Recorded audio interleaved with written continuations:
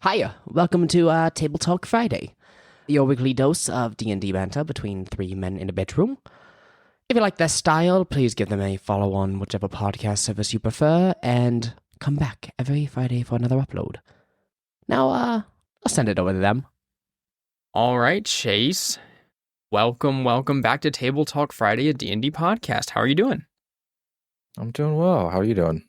I am enjoying the day. Been working really hard on all that YouTube stuff that I was telling you about because it's been a little bit exhausting, but at the same time, when I have all this time on my hands, I'm like, well, I don't want to just sit around and only play Pokemon Scarlet. That's for 75% of the time.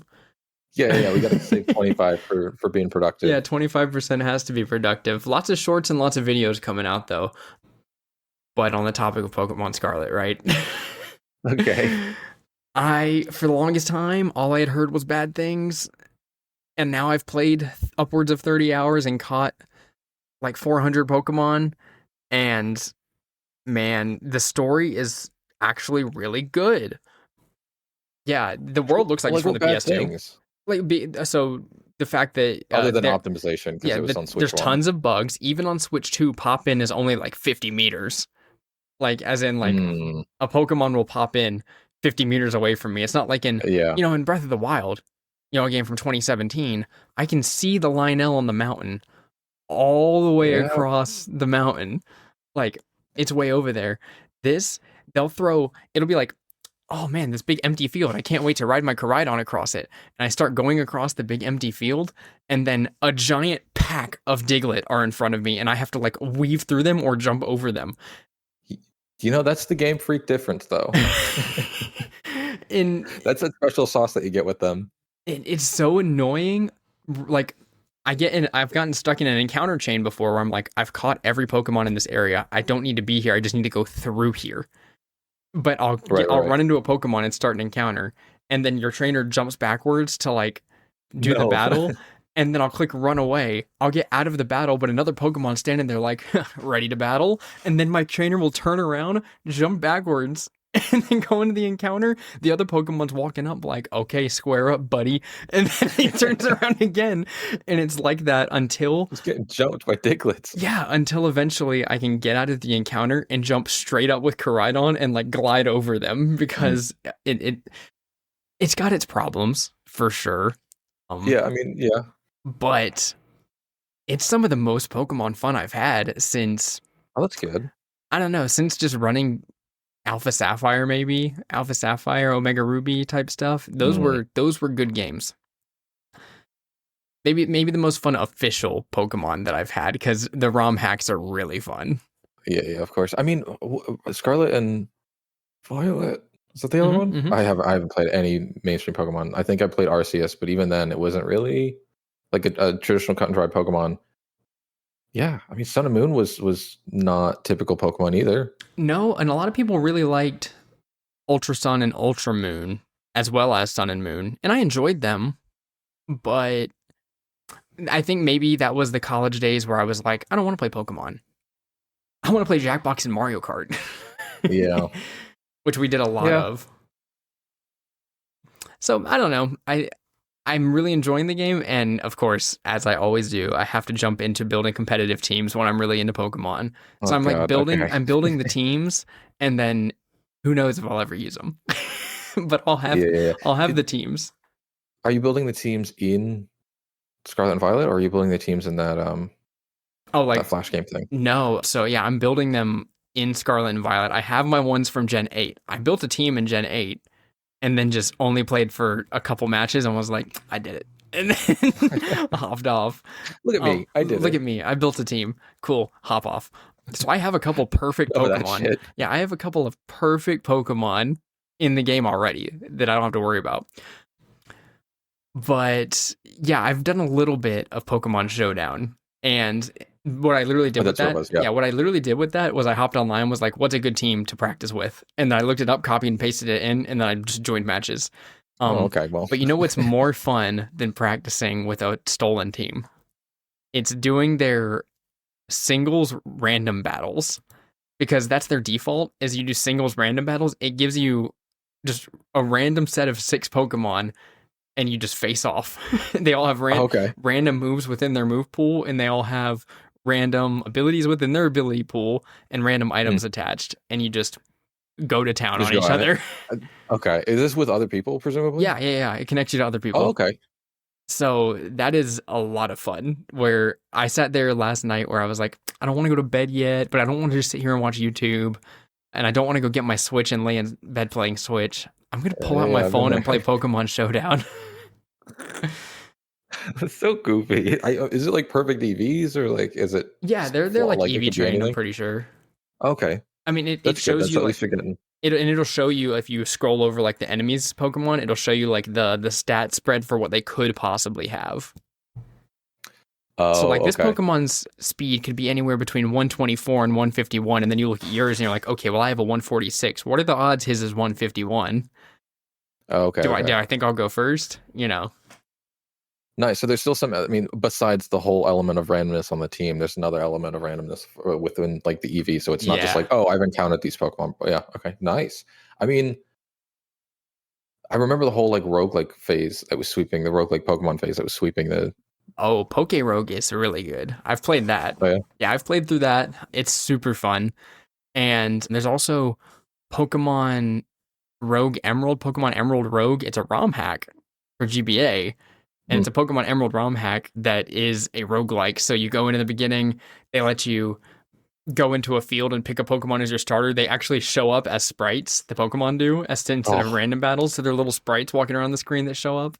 And you run into the Pokemon you want, you can catch it, and you can automatically level to the level cap and get in. You have to like fight your way through trainers and stuff to get to the next areas. And then when you're going through, you can get random items. Or not random, but like choose. Yeah. So it's a roguelike built out for the GBA. That's I know obviously that stuff has to exist after the GBA, but it would have been so cool for like hobbyists to be doing that actively. God, that would have been amazing. Could you imagine being a kid and having access to a game like that? Because like all I had was a GBA with Fire Red and Sonic Advance 2. Yeah. That's what I had. And then every now and then I'd have a different one. Like I got a couple of Mario games for the Game Boy Advance, and then I got, what was it? Oh, it was the Mario Party for the Game Boy Advance, and it was like bad. You ride this little car around the map, and it's a timer thing, and you're not really interacting with other pieces. It's just mini games every now and then. I knew every iota of that map. Dude, the Game Boy Advance was the king of like just random tie-ins of like random Hot Wheel games that were okay or were either okay or just really bad. Or like the Spyro games that spun off that were all awful. There was Spyro Orange and then Crash Purple that was like a crossover between Spyro and Crash. Yeah. I think what was one of those? Oh, I had a Bionicles game. Ooh. That I think I remember fondly, but I couldn't tell you what it was named. It's been so long. I legitimately, for like emulation style stuff, I think that GBA is the most fun to go back and mess around with. Like, that's why I've got that little RG35XX, and I'll just open that thing up, and it's just all GBA stuff. Yeah. I think the DS really starts to open up, but it's the interface of dealing with DS and 3DS where you're like, Game Boy Advance is so much easier. The DS is the best place to play DS games. Yeah. Or likewise 3DS to 3DS, which having that 3DS that's loaded up with everything is really nice too. Allegedly. But like, I own it all. And then if I'm feeling that kind of game, if I'm going on a trip and I've been playing a 3DS game, that's when I'm like, all right, I'll take this. And then otherwise, if I'm like, I just need something that will keep me entertained if I need to be entertained, that's when I'll take the little Game Boy. Yeah.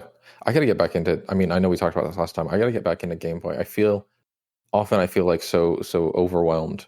Like, oh, I want to play something really quickly. And then I try to boot up something on the Steam Deck. I'm like, there's so much going on here. I just need some like simple 4 buttons. I just need Vampire Survivors. Right away. That's a good one. That's a good one for the Steam Deck. Like when I was in training and I just needed, like, it's nighttime. I don't want anything stressful to deal with. I'll just pop open Vampire Survivors and turn a podcast on and be like, this is all I'm doing tonight. No, but just movement, and that's all I'm doing. Just movement. I just gotta run to the items. I All don't think right. I own that. I gotta pick it up. I know it's on Game Pass, but Yeah. I can't get it on Steam Deck. It's good. It only costs like a few dollars too. So I remember I bought it and then I didn't buy any of the DLC because I never finished all the main game stuff. But you know what I did buy the DLC for? Pokemon Scarlet, baby. I'm gonna go. We're going all the way. I'm going all the way. I'm gonna get all 600 Pokemon in that game. Good God. I'm gonna get them all, and then I'm gonna immediately transfer all except the ones I'm using to Pokemon Home. Yeah.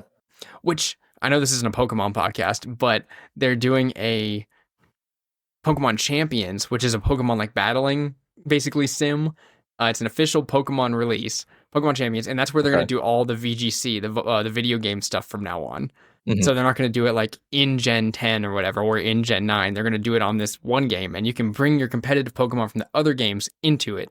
So like the Okay. Pokemon I've already perfected can just be transferred into Pokemon Champions, so that way they don't have to worry about being in the story anymore. I don't have to worry about being in the story. You can that's alleviate them stressful. from that That's stressful. They responsibility. need to focus on battling. Yeah. Get them out. They need to focus on battling. Don't be free in the fields anymore. Jumping me with 17 Diglets, jumping me in battle. Well, You can. they're the athletes, and I'm the ballet mom. You know, I'm the dance mom. Oh, you're the dance mom. Yeah. Oh no. Yeah, Oh no. We're up to the exactly. hills. They live and breathe Pokemon battling, and they need to do it perfect. Yeah, and they like it. If they don't crit at the right time or they miss Thunder Wave at the wrong time, they're not playing next match. They sit in the back seat of my 6. They go to the no. box. Not the box. Not the backseat of the PC. Oh my god, speaking of the box, I was gonna stick Asterion in the box in Baldur's Gate. You know, I was gonna stick him right back to his spot where he's supposed to stand. And Gabby and I, which we'll talk about this, we're recording her little Baldur's Gate 3 thing tonight where we're gonna talk about our experience with it. Okay. And we were playing yesterday and we had a horrible scenario where we made Asterion mad and he's gone forever now. And we were talking about it. I was like, should we just leave it how it is, or should we like go back and get him? Like, should we? And then we were like, no, we're gonna leave. We don't need him. That guy. So he left forever. I've never had that happen. I've never had a character leave me. Yeah, I was close. I did have a character leave me on the first playthrough. I had Shadowheart leave me because early in Act 1, I think, she's like, we need to do something in Baldur's Gate. And I was like, yeah, okay, I'll do it. Don't worry. And then I forgot. And then she was like, I can't believe you would forget. And then just walked away. And I was like, what did I forget? What are we doing? That's so funny. Well, yeah, that was the only time that it happened because it was so long ago that I just completely forgot what she was talking about. And yeah, I'm usually good at keeping track of my quest log. So like I'll go in there and be like, what missions do I actually need to do? And I'll roll through the whole quest log and see what's there. And then I'm like, oh, okay, I haven't knocked this one out. Knock it out. Yeah. There was just so much going on. I forget if it's in Baldur's Gate or if it's in the bridge beforehand. Probably in Act 2. I don't know. Maybe. Or like, the bridge and like the Wormway stuff. Yeah, I don't know if it was the Wormway or I think it was the Wormway. I had to talk to somebody in order to get information about something in Baldur's Gate. Yeah. And I just didn't because there was so much going on the Wormway. She's like, how dare you? And then she just left forever. And I was like, okay. Bye forever. No, I immediately reset and I was like, I can't have that happen. Yeah, it happens to the best of us. Well, speaking of the best of us, Chase, we did a session with you recently that was very fun. You finally ran your first session at D&D. Shinx and my cat is jumping all over me right now. But I hear it. But yeah, so I want to jump into, this is the follow-up to the episode where you and I talked about what you were doing preparing for your first time running a D&D session for our group. And I'm just going to let you take over and tell me how you think your first time went. Yeah, absolutely. Do you want me to provide a little bit of background? Yeah. Obviously, we still haven't run the second one, so I'll be light with details, but I'll provide a little bit of background to. So what I had a spark of information because I wanted to do. I was looking for something that was standing out from stuff that we've done before, but was still kind of obviously within universe. And I didn't want to so heavily put it in the world of our collective college D&D group world, unless Seth or someone else pulled it in. So I was like, okay, I want to be creative, but I want to still make this realistic. So I ended up going with like a kind of time loop Groundhog Day situation. And I had prepared like certain bits of dialogue because it was going to need to be repeated. And then I had prepared like the environments that we were going to revisit because it wasn't going to be like a one-shot thing where it was just like, oh, you were there yesterday, but you're not going back to that location. So I had to make sure the descriptions and stuff were written down. And I feel, and at the end of the session, at the end of the first session, they confronted the big bad, who was, had that same Groundhog's Day bravado. It was like, oh, none of this matters. I'll be back tomorrow, which they picked up on and didn't trust, which was rightfully so. But at the end, he turns himself in. He gets arrested, and yeah, they wrap up the day having like celebrated, get the rewards for it, which was like a magic item or two in his artificer shop, and then they wake up the next morning and they're greeted the exact same way they were the previous day. And one of the player characters, it could have been more than one, but only one of them trusted him enough to put on the MacGuffin. Is given some bonuses for that and has like a diary or something about all of the previous loops or previous cycles that they've been witness to. So yeah, with that said, I felt it went pretty well. It was exactly what I was trying to get out of it, which was like an exercise in being okay relinquishing control when things, being okay adapting to things when it was like, oh, that's a better story beat for that to happen. Or at the end of it particularly, I felt like I could have articulated it better. I felt like there was the way that I wanted this session to end was I wanted the combat. I wanted to like walk back to the takeover and things be different. So it would be like, oh, there's a little bit of here's the introduction, here's the same wording and the same people. Something's off. Why does this person not recognize me? And then you would rush out, and then it would be one of the robots instead of two. And you'd be like, oh, okay, so not only is this middle part the same, but also something has changed here. But only Sean picked up the diary. So he was the only one to get the benefits of doing that. He's the only one to really understand what's going on. So he's kind of a lone man in this because his character, oh, I have the character names here. I should pull that up. Yeah, well, and while you're doing that, the big thing for me was, and I know our group is rare in that we can pull off like the suspending disbelief type deal, where like, since Sean's the only one that knows about this time loop, the rest of us have to pretend we are just in the dark. Yep. Like, I'm going to be acting completely aloof to this whole scenario again, which is really fun having a group like ours that like we know we can do that.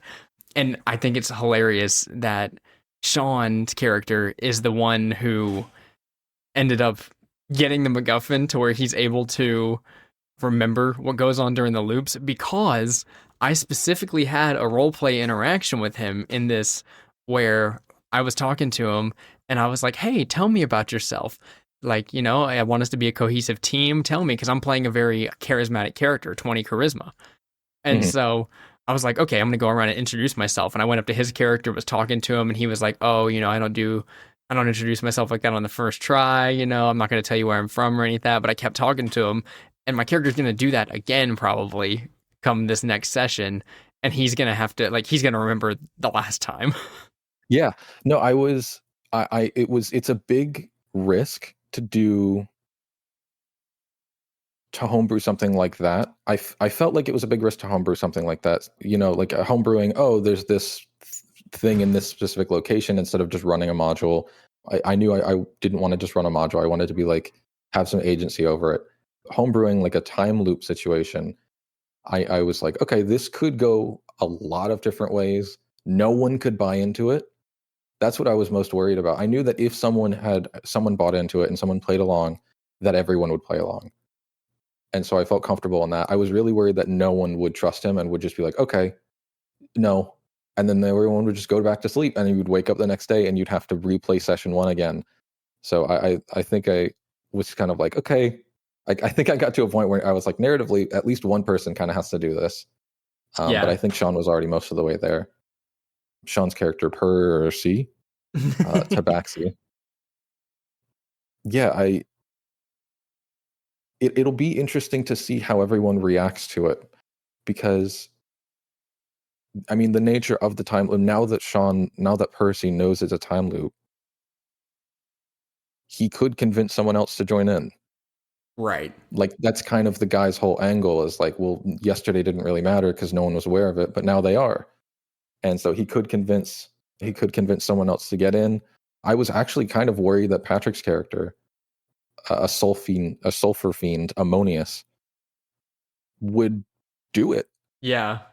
And would have the ring and would be like, "Oh, this guy's all about what I'm about." One of the to provide a little bit of context, I pulled Sean aside on a one-on-one, and I said, "How on a scale of 1 to 100, how likely is your character to harm those around you in pursuit of knowledge or in pursuit of bettering yourself?"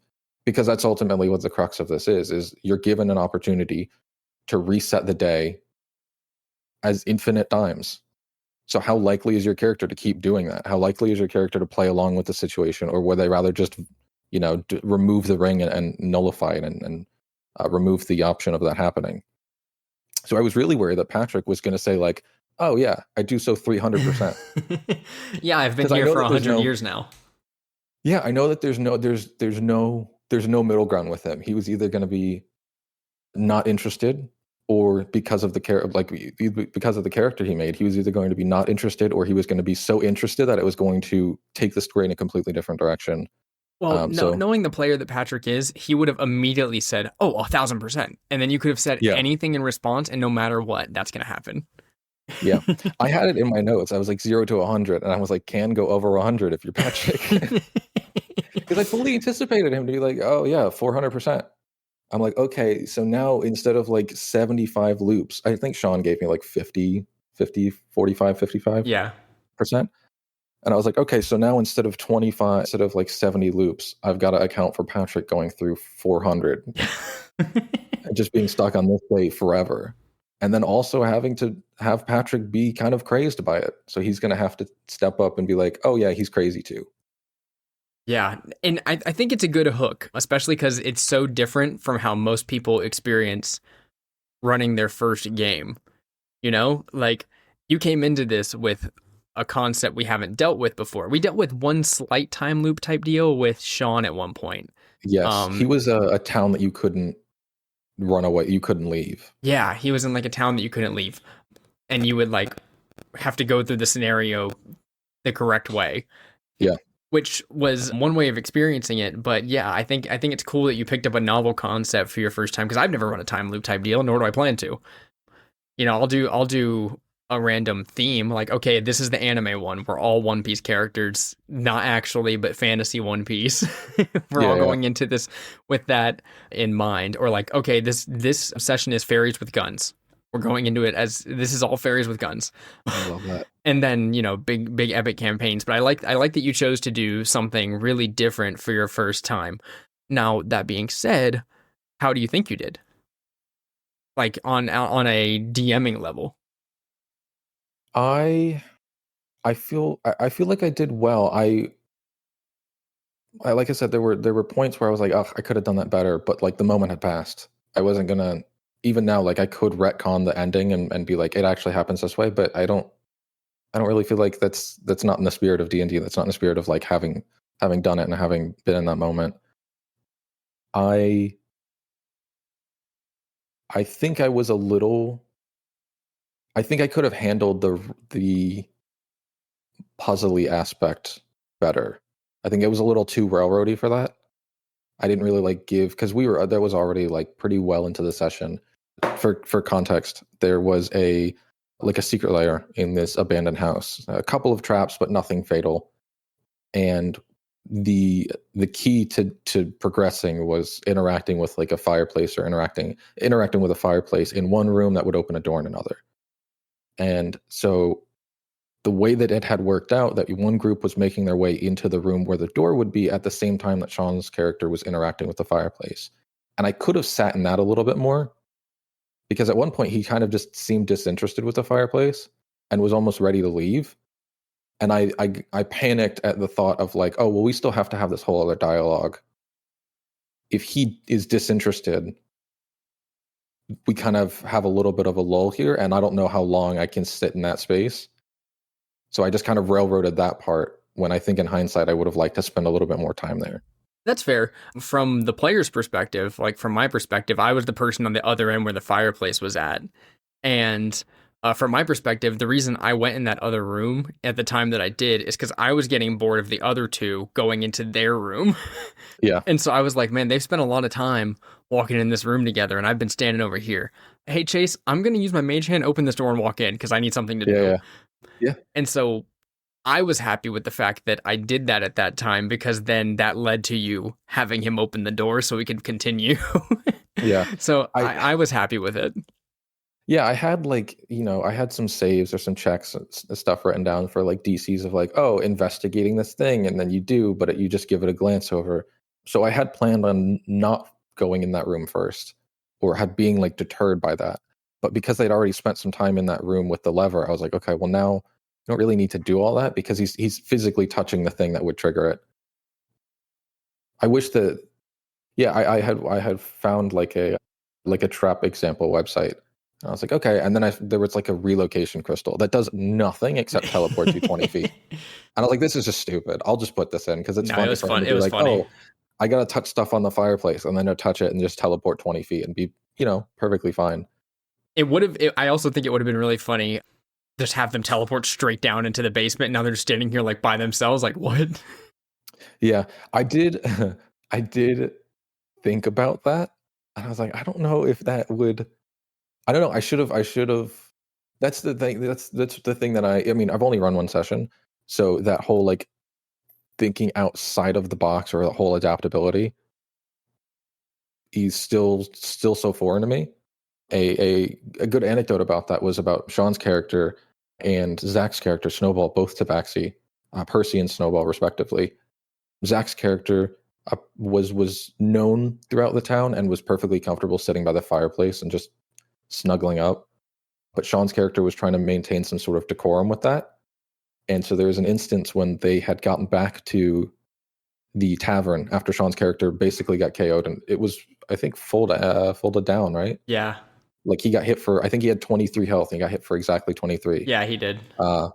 So they go back, and he's beat up, he's whatever, he's trying to maintain that decorum, and he slowly starts chair hopping, and then sits on the ground, and then like curls up by the fireplace. I was like, oh, this is a really funny story thing that I didn't plan for at all, and I'm just going to embrace right now. And I gave him inspiration for that because I was like, this is something that I'm going to use, even just to throw away. I'm going to use to say like the group is over here, then they're conscious of you moving, and then they're slowly moving throughout the room, and then passerbys are taking notice of it. So that adapting felt natural, especially given the we've been playing for 8-9 years now. Yeah. So I was comfortable exploring that, but thinking outside the box to teleport somebody by themselves would have been hysterical. I didn't know. I'm not comfortable yet enough to have taken that risk, but I would have loved to do that. Yeah, I think in a perfect world, I take that risk. Even something like that where, so instead of him going to a known location, something like him teleporting directly into a closet in the room next door, but only telling him he's in a dark space. Oh, Something yeah. like that. Those kinds of things are fun because they're like, oh no, what's happening? And then seconds later they find out, oh, I'm fine, I'm in a closet. Yeah. I wish I would have had the confidence to do that because it would have been, I would have loved, because it was, that section was, gloomy, or like it was an abandoned house. It was kind of, spooky. decrepit.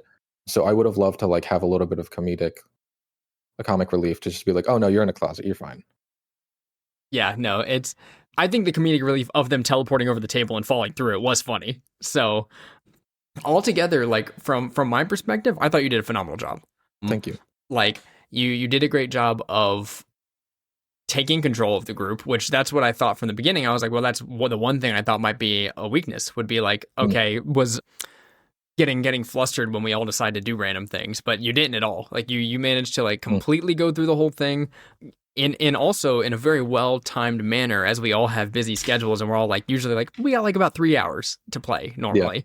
Yeah. And it lately we've all been ending at like the perfect time, and you kept that schedule exact where like we ended at the perfect time.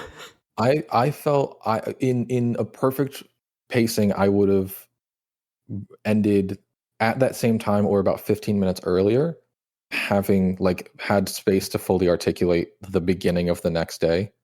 I think I was conscious of that time, and I was like, okay, we're at that, we're approaching that time when we need to wrap up. So I was like, okay, and that's why I think I kind of muddied a little bit of the ending waters, but I was happy doing so just to A, maintain everyone's time, and B, that I wasn't cutting so much short. I was also cutting short some of the descriptions because I was like, oh, they don't need to know. They don't need to know that there are plates on the floor. It'll come up. It'll come up that somebody steps on a plate. I'm sure it'll be fine. But yeah, I was happy to get through where we got through in that amount of time. Yeah, it also was very funny that the encounter went the way it did because we had one encounter that wasn't too bad. Like, it wasn't too difficult. But it's funny that Sean's character went down and basically nobody else took damage. No. Yeah, they were fighting against, they're called clockwork archivists or archivists. All they do is just move books, and like that's their whole shtick. They have like a grasping attack that doesn't really do much. I mean, it does a good bit of damage, but like they're not super dexterous, they're not super healthy. So I was just like, okay, this is really just narrative reasons. This isn't going to be like a super challenging combat. And I was kind of wrong. I was wrong in if you were Sean's character, but everyone else was healthy, and they were like, "Oh yeah, let's keep going." And I'm like, Sean, you were unconscious 7 seconds ago. Are you sure you want to keep going and keep marching on? I did take the next Eldritch Blast invocation with my level up. I took the Eldritch Invocation feat with my level up, so now they can also go 10 feet slower after I blast them 10 feet back. So if I hit them with 4, they have minus 40 movement, and they're 40 feet away. Oh, that's right, because you can twin it. So it'll be fun. I could quick and spell it, so I can. Quick it. That's right. Yeah. So yeah, I'm excited. I'm excited for next session because this was a level 5, and it felt good. It felt like, I think, if I hadn't played D&D for as long as if we hadn't played D&D for as long as we have, I probably would have started with like a 3. Yeah. But I felt confident that everyone else knew what they were doing. I knew what they were doing as well. So I was like, okay, 5 is fine, and it allows me to have more intricate stuff happen. Whereas a 3, it's like, okay, you're barely adventurers. You could still get taken out pretty easily. So I'm excited for the next session. I'm excited for Sean trying to RP, knowing everyone very well and no one knowing him. And, vice versa. I'm excited for everyone just being completely blind to that. And yeah, we'll see. We'll see if someone else joins in. Depends on how hard he tries to sell someone. And then as well, I did ask you guys to prepare 6th for, like, you actually do level up, but then you prepare 7th as well, because we're going to level up mid-session. So I'm excited for that. Well, yeah, no, I'm excited. I wish that this past week we could have gone on to the next session, but because of the timeline of like Sean being out of town and stuff, it made it so we couldn't. Which lets me segue into, we did more Spelljammer this past week, and very quickly house ruled the gravity, because I was thinking about the gravity before the session started, and I was like, I don't like how gravity works in the Forgotten Realms, where like you get close to another astral body and your 2 gravity planes intersect, right? Meaning that they off balance each other. If they're around the same size, it goes to the middle. So if one's on top and one's on bottom, the gravity's in between the 2. So the both ships of stuff flip upside down. Like, that's how it works based on the book. Huh. And I can't grasp it in my brain properly, and I don't want to be thinking about that in 3D on our 2D Roll20 map. Yeah, I knew there were some intricacies about how they interacted with one another, but previously when we've like boarded and stuff like that, you just pull up next to one another, so it's not really a problem. Yeah, well, and you guys actually pulled up over a ship in the previous one, and I was like, you guys can just jump down to the ship. Yeah. But so what I ended up house ruling for, if anybody listening ends up running Spelljammer, please just take this, because it's so simple. Just do it like Mario Galaxy. All of the little astral bodies have their own little gravity plane, and if you jump to an asteroid, you magnetize to the freaking asteroid. And then if you jump too far away from the asteroid, you float out into space. I think I like that it works for some things and doesn't for others, like inside the spelljamming vessel, the inside works like normal gravity, and then outside works like Mario Galaxy. I liked how risky you could be with jumping off of a spelljamming vessel and doing like you said, that little dolphin maneuver where you like ebb and flow above a plane. But then if another plane was nearby, or if you were trying to board onto a different vessel, or if you were trying to go to like leave the vessel and go investigate like a wreckage, literally every other part of just staying on the ship was more complicated. Right. So yeah, I and also it opens up the door for navigation, like we did with the wreckage. We pulled up to the asteroid belt, we jumped from asteroid to asteroid, or wreckage piece to wreckage piece, and it was revealed that there was a hole in a nearby room, a hole in the floor. And so we walked outside and then walked on the bottom of the wreckage into the hole and then walked back into the, and it's like Yeah. that kind of stuff is significantly more complicated if we have like the regular planing rules, or like, Right. oh, this is a wreckage, it doesn't have a plane anymore, it's just whatever. Yeah, like now gravity works the way as if it was attached to the asteroid, so it's like, I don't know. Yeah. Yeah, you're right in that it doesn't have an air bubble, so does it even have a plane of gravity? Who knows? In my head, it's a lot easier to think about it the way that we did it. So I'm very happy with how the session went, but one thing has been bothering me, and it's that I have so much I want to reveal to everybody that I have to hold it all in all the time. And that brings me to my prompt that I brought up. And it's, as a DM, this is user King's Champion 46. As a DM, I feel like I can't talk about all my cool stuff with anyone. This is not a huge deal, but it bothers me. I run a game over Discord, and it's great. I love my players. I've learned and grown a ton since we started, etc., etc. It's all good. But I'm the kind of person who processes it externally, which I can relate to because I process most of my thoughts by telling everybody about them. I haven't finished a thought or idea until I've told someone about it, and since all the things I'm dreaming up are literal spoilers, I can't talk to my players. Some things are short term, so they stop being secret pretty quick, but others are things that won't come up for months, and I'm just sitting on them desperate to talk about it. But I have like maybe 2 D&D friends that aren't in my game, and they deserve more than constant word vomit about my game. So every time I make a new thing or create a new adventure, my first instinct is to go talk to my players because they'd probably find it interesting, and I just can't grah. And this is how I feel right now, because we haven't done Spelljammer long, but I've had a long time to think about it, right?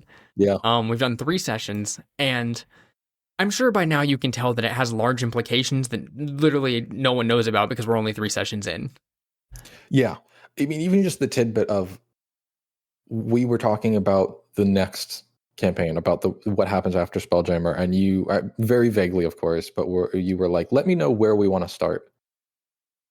And the group was like, oh, blah, blah, blah, blah, blah, blah. And I was like, no. We're just determining a start location because Spelljammer will have implications larger than where the situation that we're like, it's not going to matter that we're in Dragonlance because the implications are outside of that. Well, and honestly, yeah, my intention with that is that the events of Spelljammer won't be heard all over the place, but the next campaign, we will have the ability to start wherever we want. Yeah. And have it be in Act 3 of our original campaign. Mm-hmm. So, yeah, you're exactly right in that, like, I want to bring stuff up constantly, and I can't talk about it at all, because if even one little thing gets out about it, then everyone will, or then the big reveal is ruined. Yeah, I mean, on a much smaller scale, I know exactly, both in the sentiment of wanting to share things, to have that, processing things externally. That same way about the second session. I'm like, there's so much that I want to do, even the stuff that Sean knows but you guys don't know. I'm like, oh, I just want to tell people about it, but I can't do that. I could tell, even I was like, I could tell my other like friends about this, but I want to run this maybe for them. I'd like to have this on the back burner, maybe not as a first session that they play in, but I'd like to have this as a back burner. So I can't even tell them. And so I know what you're talking. Although I can't imagine having a whole third campaign tie a second campaign and a first campaign into 3 7-year campaigns, and be like, and now I just have to be okay with this and not say anything until we can intermittently play Spelljammer. Yeah, exactly. And that's why I am glad that we have the 3 weeks that we have, where I'm like, okay, I have 3 weeks in a row where I can get through and a bit of it. And then hopefully there will be another span where like there's a couple weeks where I'm like, okay, I can get through the next part. Yeah. I am hoping to have some beans spilled in the next couple weeks, but that really depends on what happens with the party. Yeah. Are your beans spilled to say? Are you worried about spilling them and pertaining to stuff that's happening in Act 3? Oh Or no. like is it isolated? Oh, okay. So it's isolated within Spelljammer, but it's still Yeah. No, okay. nothing with Act 3 should intersect. Okay. Well, that's at least some, levity, I guess. Yeah, no, it's all Spelljammer stuff. It's really exciting, and I've already laid some groundwork in like my world building of like showing you guys the maps of the places and explaining what things look like and what kind of energy and stuff that they have. Yeah. But I feel like unless you know, it makes no sense. Yeah, it certainly feels like obtaining a bunch of, a bunch of leads to a puzzle, and you are sitting on the solution, and we just have no context for it yet. So we're just picking up a bunch of stuff, and eventually it's going to click, but you're sitting on like the thing that will make it click. Yeah. Yeah. Yeah, I think this is the most I've felt this before. Like, I think that the Spelljammer thing is cool too, because we're also new to it. Yeah. That by nature, you've had to dive in and become kind of like an oracle for that, like a GM for this. But we still know absolutely nothing, little to nothing. I mean, right. I think maybe Zach and Drew have read through the Spelljamming stuff, maybe Patrick, but. Well, and likewise, it's not the Spelljammer campaign, like the written campaign. Yes, it has the characters, like so for audience listening, what the party have right now is that they tailed the Xerixians, which are the enemies in the Spelljammer written one, Light of Xerixis, like it's in the name, Xerixis. So they are like the people that you're working with in there, but none of this is any module stuff. Like Spelljammer as it's written is supposed to be like a space opera where it's like episodic and it has like an intro to each session and an outro, kind of like Flash Gordon. Okay. Yeah. And that was my original intent when I was going to run it a few years ago, but then now I was like, no, I have to tell a story and like get in and get out with it in our group. I didn't want to like take it to like 3 months of space opera to be like, oh, and this, and add on my thing at the end. So now I've taken that idea of what the Xerixians and Xerixis like all stand for and then translated into our Spelljammer campaign.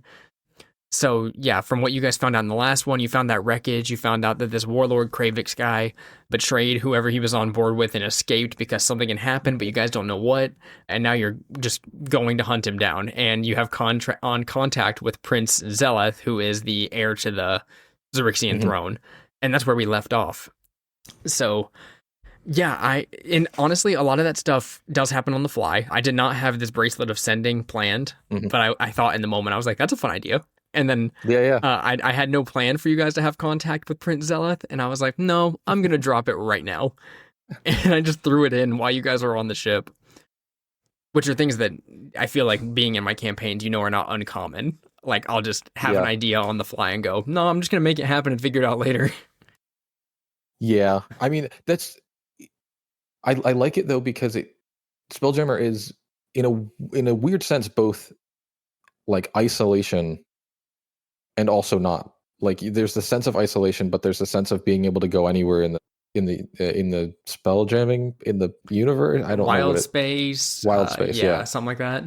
So I do like the idea of just having a bracelet tie us back to a location, even though it may never come up. Just having like some sort of communication, just have that in the back burner to be like, oh yeah, the world still is interconnected and you can still go anywhere, even though we have a very like black hole oriented mission. Yeah, even if it never comes up though, right? Like it'll never. Oh yeah, it'll never almost come certainly up. Won't come up. It almost certainly will be like a Captain Benny that we refer to forever, and that just never happens. Or you were just like, okay. Oh, Captain Benny's going to be there. He's going to just show up with a spelljamming vessel with a ton of skeletons on it. When did we run into Captain Benny? He was like, we were like level Patrick did a thing 6 or level 7. For those listening, Captain Benny is one of Patrick's like little NPCs that he recruits. He just likes to recruit people, and he did that at one point. And Captain Benny is this just side character that then became a full character. Yeah, but there's no way he's spelljamming. Yeah, no way. There's no way. Well, no, I am glad you guys enjoyed it though, because I could tell at the end I was like, dang, I haven't run a session in a while, and that was a good one. I'm really happy with it. Yeah, I think. Yeah, I'm really happy for. I really like the dynamic that we have. I mean, as much as anything, but I really like the dynamic that we have with Spelljammer, because it feels so far removed from the Forgotten Realm stuff by nature, but like a plasmoid, a gith, Oh an yeah, of auto course. gnome. I mean, there is a turtle, but it feels so far removed from that. It's like, oh, okay, we can kind of do whatever we want. We're still rooted in this, but he's got a musket, he's got a flintlock, so like Right. we're not really tied down to that. Yeah, I'm loving the flavor of it. Yeah, for sure. And it does make me really want to run a campaign in Eberron. It makes me want to run one so bad because Oh Eberron yeah, is just so cool. I mean, Eberron's probably my favorite setting. Like, I've read the books for most of them, like, just skimmed through. Eberron, I've read through almost the whole book. And it just as a same deal with Forgotten Realms. I know most about the Forgotten Realms. for sure. And when it comes to Eberron, like, that setting overall is just so fun because it all hangs on the premise that 2 years ago there was a world-ending event and it destroyed like like I don't know, in the United States probably like a state-sized area Okay.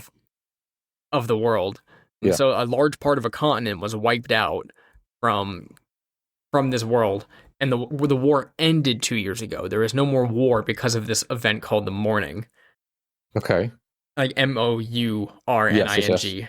So that's just, it's set with a mystery of like no one knows what caused the Mourning except probably someone. And in there are like mutated beasts in the Mournland, which is like basically Chernobyl, you know, where the nuclear bombs Yeah, went yeah. off. And then the rest of the world is like steampunk, like a little bit technologically What advanced, happened in Chernobyl? But airships, yeah, I get what you mean. airships, stuff like that. And yeah, there's Godzilla's in Chernobyl. And and in the at the center, like where most of the campaigns start out in Eberron, is in Sharn, which is this like New York of steampunk. Like it's a steampunk New York, and Okay. it's like a giant tiered city where people mostly travel, but from tower to tower, they don't like go on streets and stuff. It's like walkways, tower to tower, elevators, Yeah. stuff like that. I don't think I've ever done anything in Eberron. Zach ran a thing for me in Eberron. I ran a couple sessions of a campaign where I intended to answer the question, what happened in the morning? I did that for some people in person, separate from our group. We did like 4 or 5 sessions. And then I've always wanted to run a big thing there, but I've never had the chance to do it. So we'll see if everybody wants to do that. But, you know, there's a bunch of other settings. Dragonlance is cool. There's an active war going on in Dragonlance. Yes. There's a whole lot of like political intrigue as well as like who has control over like these dragons, who has control over this magic stuff, and you can actually stage large battles in something like that because they have like rules and stuff for it. It's more like it feels like it's more older fantasy. Like it feels like I it's think more so. further back than it. Obviously, it's not steampunk like Eberron, but it feels like for some reason it feels to me like it's before Forgotten Realms as far as like. I think it's not as high fantasy. Like Thank you. Forgotten Realms, we deal with like super high fantasy. Dragonlance, I feel, is more like realistic fantasy. Eberron is like steampunk, which I think high fantasy is probably the most fun for our group because we can do all the wackiest stuff we want. But then, yeah, Eberron would be cool because I'm a huge steampunk fan, and when Zach ran it for us, he did like flawless. We had so much fun being Warforged there. That's gonna be the big question. I'm just gonna do a survey with our group of like who wants to do what settings. I'll be okay with Forgotten Realms. I'll be okay with Eberron. I'll even be okay if everyone's like, you know what? Can we do like a down to earth school story to start out? Is Strixhaven? And I'll be like, sure, we'll do Harry Potter. You know, I mean, there is a ton of Strixhaven stuff that's always been pinging around as like, and when I look at the list of feats, I'm like, there's Strixhaven stuff again. Yep, I guess And I'm gonna always choose one of looking at it. those. I mean, I did have fun when Hakili and Pyth went back to school. But yeah, we'd have to run it by to see if everyone wants to do a Kids on Brooms level of like that was a fun grounds. little arc where we took 2 of your characters and you guys were college students basically that knew each other in the game, and then when there was a time of peace, your 2 characters went back to school for a little bit, and then we did a whole like little arc there for a couple sessions. Those were a lot of fun. I thought that was a good thing to do in the middle of the campaign. Yeah, I mean, with that in mind, Strixhaven sounds fun. Eberron sounds fun. I've heard constant good things about it. That was Glitch of 9-9, right? Yeah, I've heard constant good things about it. Dragonlance sounds fun. I'm a little bit more reluctant to do like a real fantasy, not low fantasy. No, There's got to be a word for not high fantasy, just just fantasy. but like a grittier fantasy. But I'd still be open to it, especially because of the larger implications of whatever Spelljammer is going to introduce and not being there for the whole time. Right. I mean, yeah, we got to make our mind up, or you got to make your mind up because it's going to be another like 3 year. That's the plan. It's a big one. Yeah, the plan is for it to be a big one. Yeah. Which I don't even know where it's going to take us yet. I just know I know how I want it. I know where I want it to like go, but I have no clue where we're starting and I have no clue where we're ending. I mean, that's a good place to be, though. Yeah. No, for sure. And it's funny because I know the premise that I have, but I can't tell you guys the premise whenever we start the campaign. Because we're going to be starting like low level streets of New York, Spider-Man on the streets of New York before we get to Avengers level stuff. I would love to do like a level 2 Streets of Eberron kind of thing. Yeah, for sure. Something like that would be a lot of fun. Especially since it's going to be so long, it would be feasible to start off that low and be like, okay, well, we're not in Waterdeep. Right. Like, this isn't like streets that we've traveled before. This is, but yeah, I think I lost my train of thought. But yeah, I think that's fine. I like Eberron. I think that's going to have my vote whenever we put the poll out. Yeah, we'll see what everybody says, but I do like that idea as well. But well, this has been a lot of fun, Chase. I'm excited. We might want to try to see how it goes after the whole campaign. Bring you back on, see what else you might have to say about it. But this has been a lot of fun. I'm glad that your first session went as well as was expected. Yeah, I'm happy with it. All right. Well, thank you guys for listening to this episode of Table Talk Friday. You guys know where to find us, patreon.com/Table Talk Friday. And also, we've been posting a whole lot of YouTube stuff over on, just look up Table Talk Friday, a D&D podcast, because the URL is like Table Talk Friday, ADD podcast 93 something, because that's what YouTube gave us. Yeah. So I can't change it. So just look us up on YouTube, check out the YouTube videos we got going on over there. But with that, can I have P3 take me out of this episode? We got some sirens in the background. I apologize for living in a That's metropolis. the sounds that P3 makes. This is the sounds that P3 makes. Thanks for listening to D&D podcast, Table Talk Friday. Those are in the wrong order, but I'm doing my best. I guess tune in next week for more of this. Well, not more me, but more him, and we'll see what happens. Hi, me again. Thanks for listening to Table Talk Friday, a D&D podcast. I think I said that at the beginning. If you'd like to follow the boys anywhere or send them any inquiries, anything you'd like to say to them, you can do so at tabletalkfriday@gmail.com. Once again, thank you for listening to the show. Come back next Friday. Give us a follow, rate us 5 stars and whatnot. Have a good one. See ya. Bye-bye.